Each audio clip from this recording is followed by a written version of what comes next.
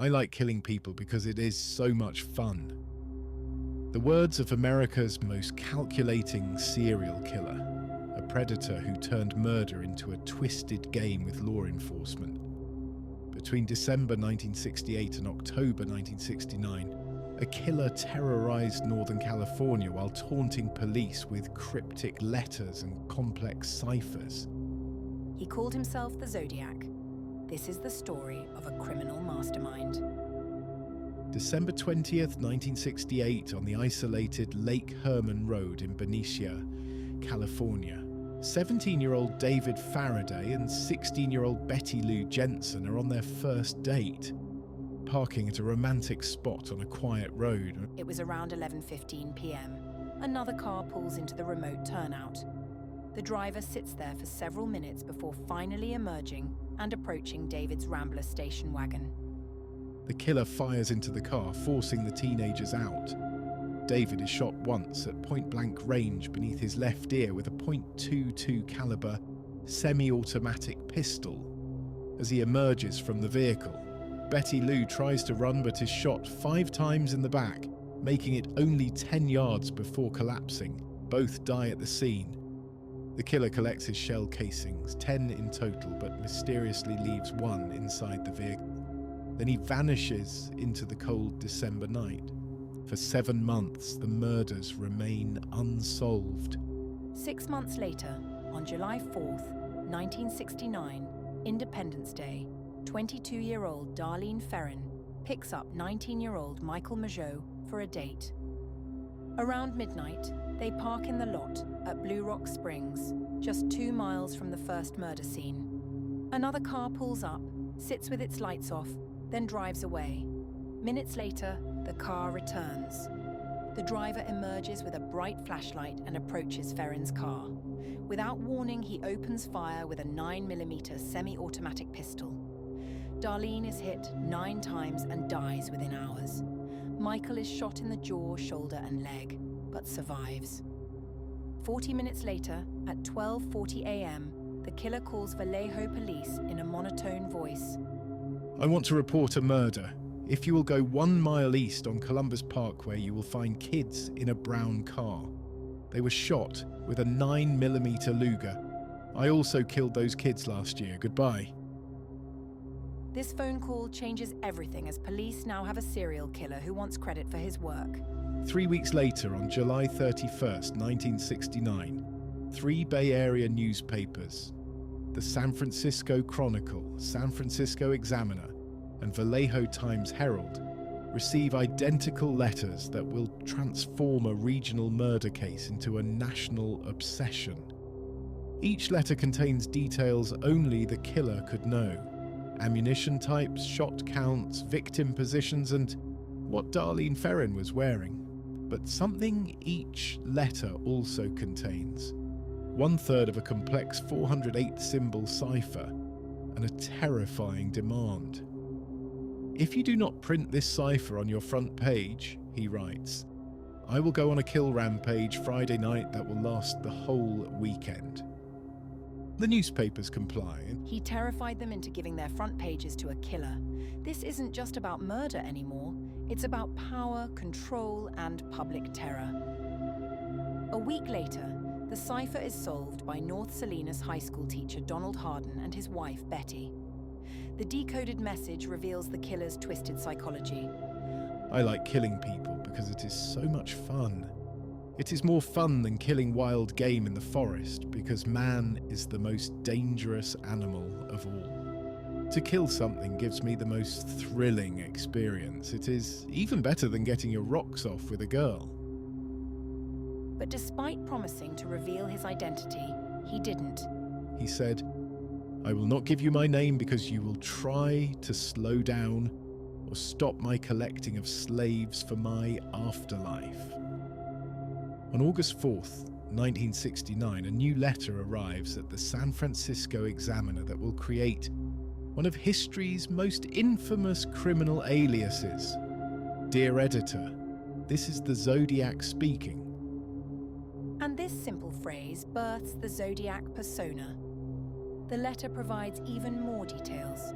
This was information that had never been released publicly. It is technique of taping a flashlight to his gun barrel for the Lake Herman Road attack.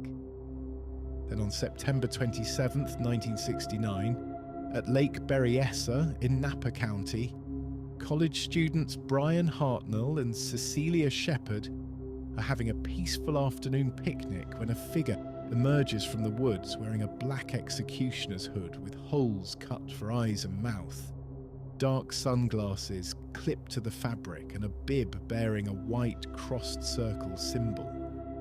A long knife hangs from a wooden sheath at his side.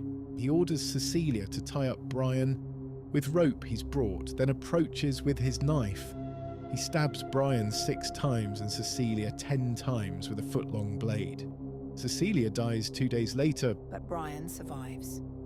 Before leaving, the killer writes on their car door, Vallejo 12/20/68, 7469, September 27, 69, 6:30, by knife.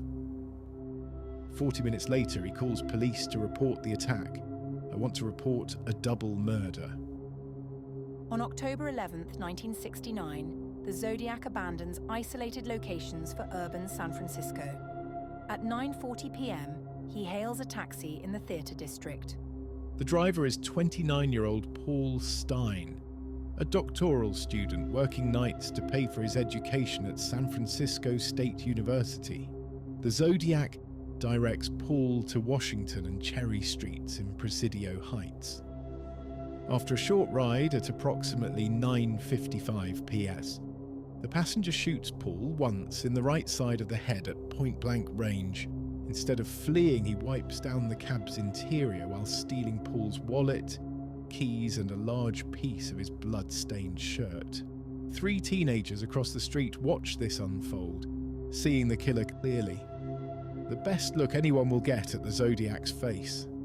Officers Donald Fook and Eric Zelms race to the scene after dispatch described the suspect as a black male. They saw no one matching that description, just some pedestrians, including a heavy-set white man walking down the street. They drove right past him. Only later, when witnesses described the killer as white, did the officers realize the horrible truth. That calm pedestrian had been the Zodiac himself. They had been close enough to reach out and touch America's most wanted killer, and they let him walk away into the night. 3 days later, on October 13th, 1969, the San Francisco Chronicle receives a letter that proves the taxi murder was indeed the work of the Zodiac. Attached is a blood-stained piece of Paul Stein's shirt. The letter mocks the police response. I am the murderer of the taxi driver over by Washington Street and Maple Street last night. To prove this, here is a bloody piece of his shirt. The San Francisco police could have caught me last night if they had searched the park properly instead of holding road races with their motorcycles. But the letter's most terrifying content is his threat against children. School children make nice targets. I think I shall wipe out a school bus some morning. Just shoot out the front tire and then pick off the kiddies as they come bouncing out. This sends shockwaves through the Bay Area, changing bus routes and forcing parents to keep children home. In November 1969, the Zodiac sends his most complex cipher yet. This is the 340-symbol cryptogram. It will stump everyone for 51 years. Throughout 1970 to 1974, more letters arrive. He claims escalating victim counts, 7, then 17, then 37 murders. He sends detailed bus bomb threats and diagrams, terrorizing parents across the region. Each communication bears his symbol, a circle with crosshairs. The Zodiac demonstrates knowledge that baffles investigators, intimate understanding of police procedures, sophisticated cryptography skills, and disturbing precision about Bay Area geography. By the early 1970s, Arthur Lee Allen, a convicted child molester, emerges as the prime suspect. The circumstantial evidence seems strong. He wore a Zodiac brand watch. His friend reported Allen discussing using Zodiac for crimes and picking off kiddies. From school buses before these details appeared in letters, he lived near victim Darlene Ferrin. And his arrest date in 1974 for child molestation charges coincided with the cessation of Zodiac communications. In 1991, surviving victim Michael Mageau identified Alan from a photo lineup. "That's him! It's the man who shot me." But physical evidence consistently excluded Alan. Fingerprints didn't match. Handwriting analysis failed as well, and 2002 DNA testing proved he wasn't the letter writer. Alan died in 1992. After 51 years of international effort, the 340-symbol cipher finally yields its secrets on December 5th, 2020. An international team of amateur code breakers, David Orenchak, a Virginia software developer, Sam Blake, an Australian applied mathematician, and Jarl van Eyck, a Belgian warehouse worker, achieve what generations of professional cryptographers couldn't. They discovered the cipher was far more complex than anyone imagined. So, the Zodiac had used multiple layers of encryption, first substituting letters with symbols, then scrambling the entire message by reading it diagonally in a zigzag pattern. It was cryptographic genius that required computer analysis of over 650,000 possible combinations. No human could have solved it by hand. It read, "I hope you are having lots of fun in trying to catch me." That wasn't me on the TV show, which brings up a point about me. I am not afraid of the gas chamber because it will send me to paradise all the sooner because I now have enough slaves to work for me. Two ciphers remain unsolved to this day.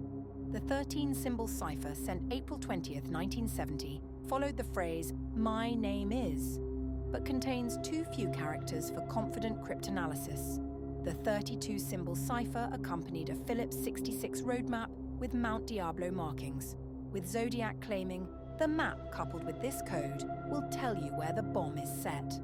Despite substantial physical evidence across 4 crime scenes and over 20 letters, investigators could never identify the killer. Paul Stein's cab yielded 30 fingerprints. Letters contained 7 usable fingerprints, yet none have ever been matched despite decades of comparison. DNA from saliva proved sufficient to exclude suspects like Arthur Lee Allen, but insufficient for positive identification.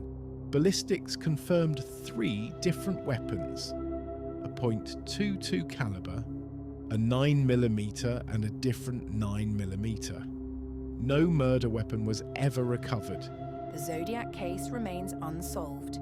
He likely died before modern investigative techniques like DNA profiling and computer databases became available. Most critically, he operated for just 10 months of active killing, but communicated for 6 years, demonstrating that psychological warfare was as important to him as the murders themselves. With 5 confirmed deaths and claims of 37 victims, the case stays open with new suspects named annually. Somewhere in California, a killer took his secret to the grave, leaving behind cryptic ciphers and one of America's greatest mysteries. The Zodiac transformed murder into public theatre and turned killing into a twisted game. Somewhere in those letters and codes, the answer still waits to be found.